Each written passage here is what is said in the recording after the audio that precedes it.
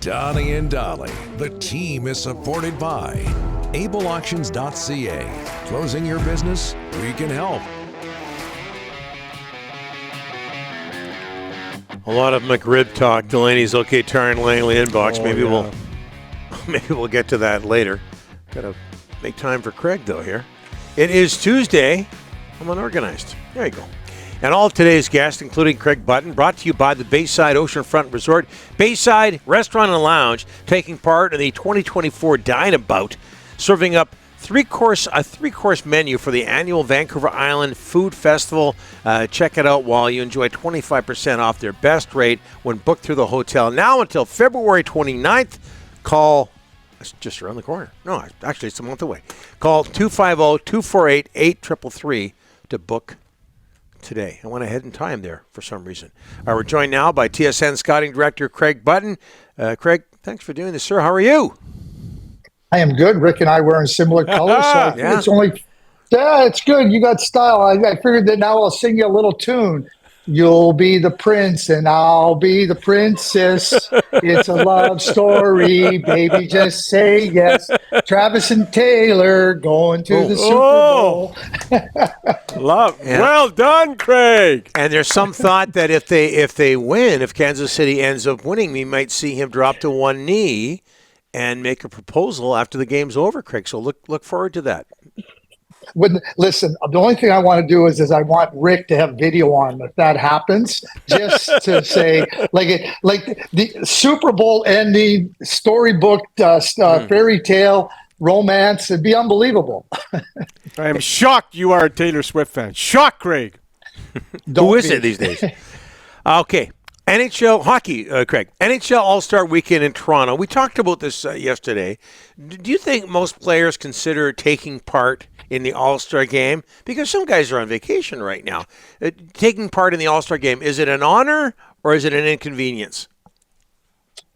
I still think it's an honor. And, you know, you bring the best players, the superstars of the league, the stars of the league. And just as importantly, the players that are going to participate for the first time in an all-star game, you know, they get to come in and rub elbows with these superstars. Even if you've participated in the all-star game a number of times, you know, you go there and now you are players that are pinching themselves going, I can't believe it. Like, you know, I get to touch and be on the ice with Connor McDavid, and I get to spend time with them off the ice and at the different functions that they're going to be part of. I think that is exciting. And I think for the players that have been there, they see the excitement in the first time players, the younger players' faces. And I think that's important. I think it's important that the All-Star game puts the superstars, puts the stars, the faces of the NHL on display, and gives everybody an opportunity. The experiences will be different for everybody, but I still think it's an honor. What kind of job will Toronto do hosting All-Star Weekend? Yeah, I think they'll do a fantastic job. I mean, you have the Hockey Hall of Fame right there. You have a passionate fan base, and certainly wherever the All-Star game is, you're going to get those passionate fans there.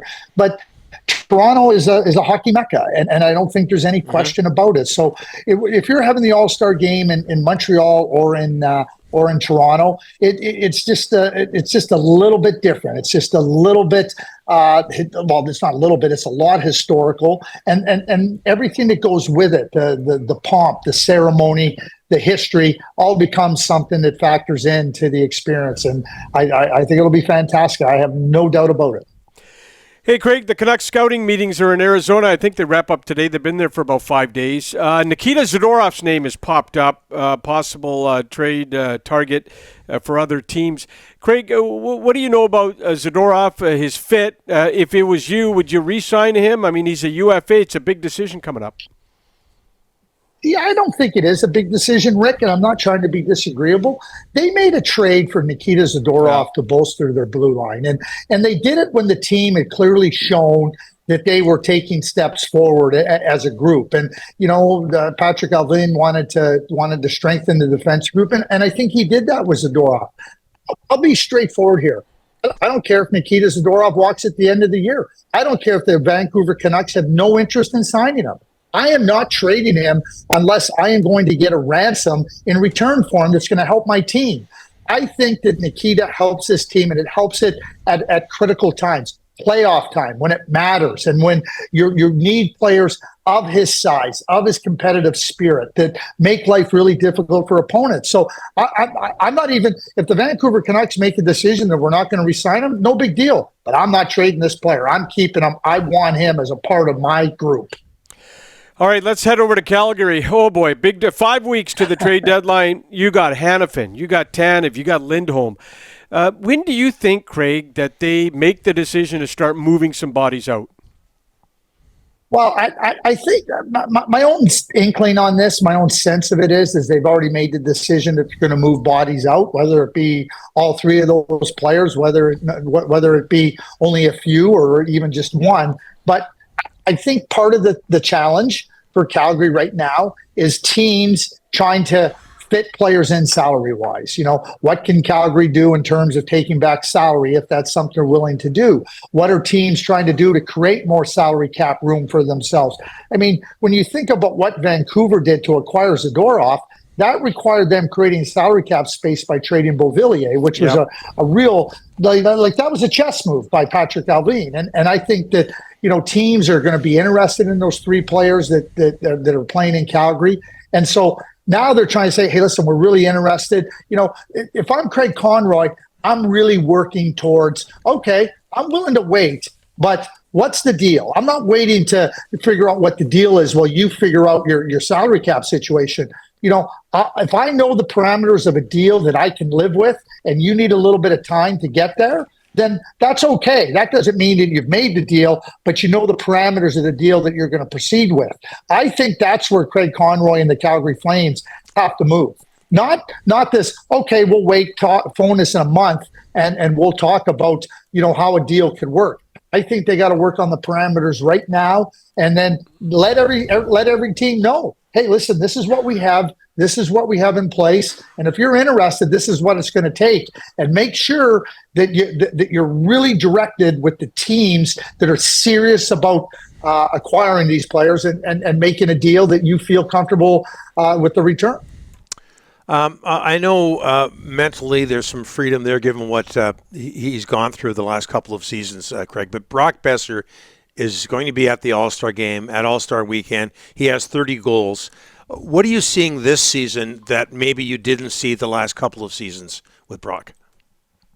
I think with a lot of goal scorers, Don, it comes down to a case of, being quick to get to the right spots. And, we talk about, the challenges that Brock went through with his father. And we all think that because players are in the National Hockey League, they're being compensated very well, that they don't suffer from – suffer is the wrong word, but they're not dealing with off-ice situations. And somebody as near and dear to Brock as his father, you're hoping for the best. That affects you on the ice. What I see now on Brock, and I see it in so many different areas, he's right into those goal-scoring areas that he's known for. The release is off quick. He's into those spots where, you don't even have to think about the puck's there and it's off his stick and he's making plays. Even when you think about the overtime goal the other night, I mean, it's such a great play. He gets himself open, and then he's driving to that net, and then he sees Pettersson and just slides over the backhand pass. It goes off of Pettersson's skate.